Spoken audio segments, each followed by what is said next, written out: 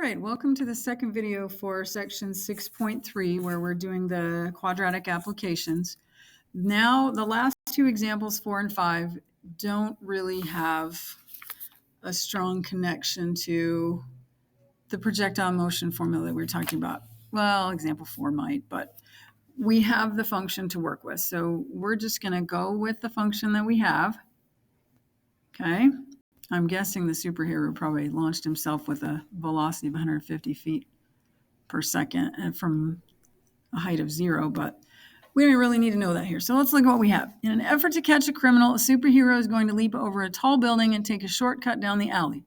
The function f of x that we're given calculates the superhero's height in feet as a function of time. So x represents time. The building is 420 feet high. Will the superhero make it over the building? So what we need to know is, will his maximum height be greater than 425? Okay. Will his maximum height be greater than 425 feet?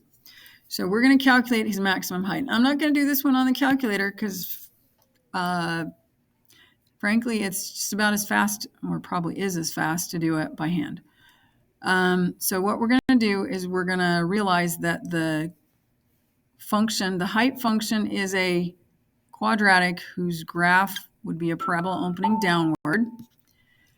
And since it opens downward, because that a value is negative 16, it's going to have a maximum. Maximum is going to occur when x is negative b over 2a. So we're going to do the opposite of b over 2 times, in this case, negative 16. And I'm going to go ahead and calculate that on my calculator. So I'm going to exit out of here. I'm going to do, and notice it's a negative divided by a negative, which is going to turn into a positive. So I'm just going to do 150 divided by 32, because 2 times 16 is 32. Remember, if you're going to have the calculator do the multiplication, you have to put parentheses around it. Otherwise, the calculator, oops, that's supposed to be multiply. Otherwise, the calculator will divide before it multiplies. I want it to multiply first. So 4.6875 is our x value. So that's actually the time, right? That's the time when he reaches his highest height. Okay, now what I have to do to find that maximum height is plug the number into the function. So 4.6875, and then I'm just going to do the calculations. Negative 16, 4.6875 squared plus 150, 4.6875. I think I'm going to use the calculator's memory storage to do this. So I have that number still on my screen. I'm going to store it in the calculator's memory as my x value.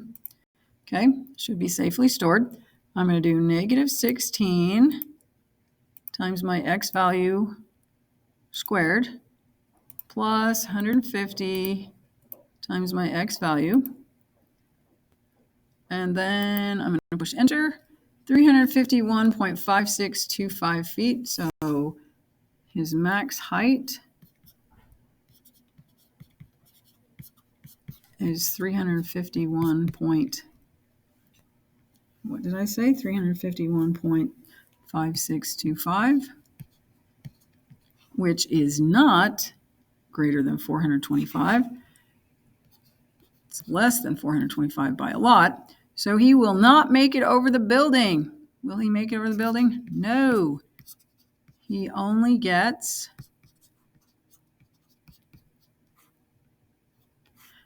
351.56 feet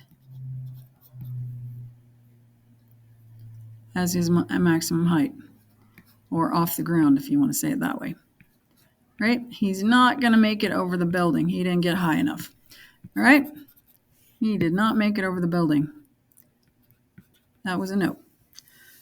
All right, let's do the last example. Mike is putting a fence. Oh, it's on the last page. It's just at the bottom. Mike is putting a fence around a rectangular garden and has 52 feet of fencing to use. This one's going to be completely different than any we've done so far. So what I have, I'm going to draw a little picture. When in doubt, I draw a diagram, a picture. So he has a rectangular garden. So these are right angles. He has 52 feet of fencing to use. What should the dimensions of the garden be to maximize the area of the garden? So I'm looking for both the length and the width. So I'm going to do an X and a Y. And since it's a rectangle, the other sides are X and whoops. Relabel. There's another X over here, another Y up here. So I'm going to do this. The area of a rectangle is X times Y. I have a little bit of more information about the X and the Y, because what I know is that the 2X plus the 2Y, if I walk around that and I have 52 feet of fencing, 2X plus 2Y, in other words, the perimeter, if I start here and I go around with the fencing, I'm going to need 2 X's and 2 Y's. 2X plus 2Y is 52. Okay? 2X plus 2Y equals 52. So what I'm going to do is a little interesting. I'm going to solve this for Y by subtracting a 2X from both sides and dividing both sides by 2. I could have divided by 2 at the beginning and said X plus Y equals 26. Or I can do it now and get Y equals negative X plus 26. Okay, now I'm going to go back to my area formula. And in place of the Y, I'm going to put in a negative X plus 26.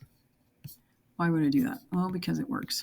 Now look, if I distribute that, notice what I have. I have a quadratic function. The graph of that quadratic function is a parabola that opens downward. So it will have a maximum. That maximum will happen at the vertex. Where's the vertex? The vertex will be at x equals negative b over 2a. So if I put in the numbers and I do the calculation, what I find is that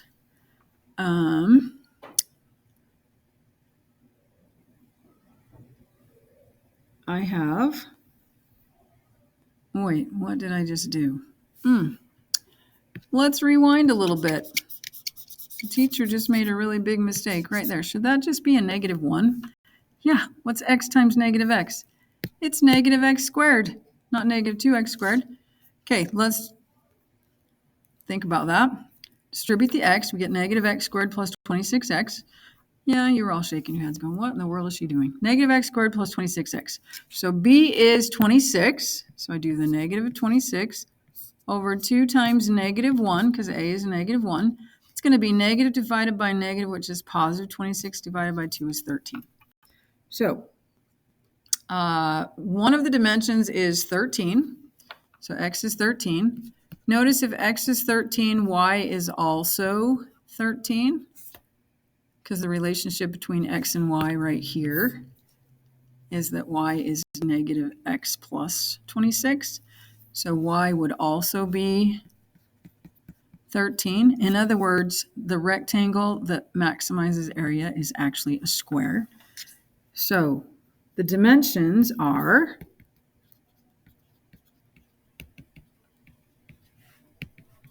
13 by 13. So 13 feet by 13 feet. I should probably put units on that. Let me fix that. 13 feet by 13 feet.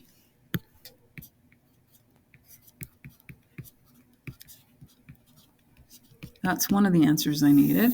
And then I needed to know what the maximum area is, because it says what is the maximum area. So that maximum area is going to be 13 times 13, or 169 square feet, because we also needed that. And that is the end of these notes.